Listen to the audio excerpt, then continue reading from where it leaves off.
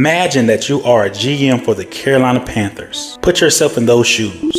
Let's call it fantasy football land or fantasy football draft. With pick number 8, who was worthy of that pick in your eyes? A Mason Graham and Abdul Carter.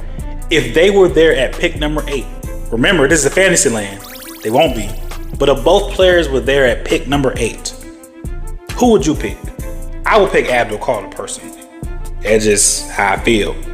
Now if Abdul Carter wasn't there, I would go with Mason Graham.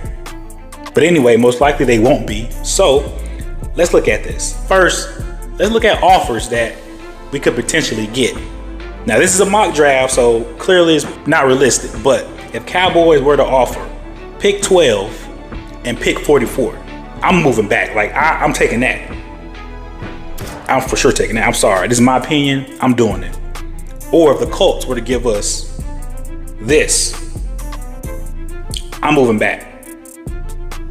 That's not bad. Moving to 12 or moving to 14 in the first round, that's not bad. You get some additional picks too.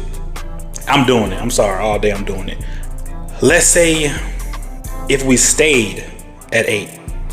Most likely, I mean, James Pierce will be there, Michael Williams, Shamar Stewart. I really don't feel like picking either of those players. I don't want to pick any of those players at 8. I don't feel like they're worthy at that high of a number, 8.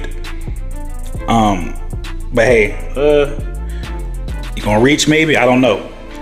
Then you have Will Johnson, Jalen Walker at pick number 8 if he's there. That's what I'm taking.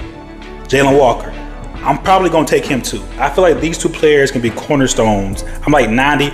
I'm in the 90s when it comes to me, you know, really having a good feel for those players. I feel like they'll be a good cornerstone, good piece that'll change our defense for years to come. I feel like those two players would. This is me. Will Johnson, Jalen Walker. That's who I'll pick at pick number 8. Now, if you wanted to go offense, if you wanted to do that,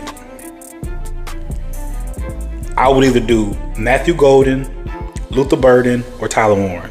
One of those 3. At 8 though, at 8. Now, if you move back, you have more options.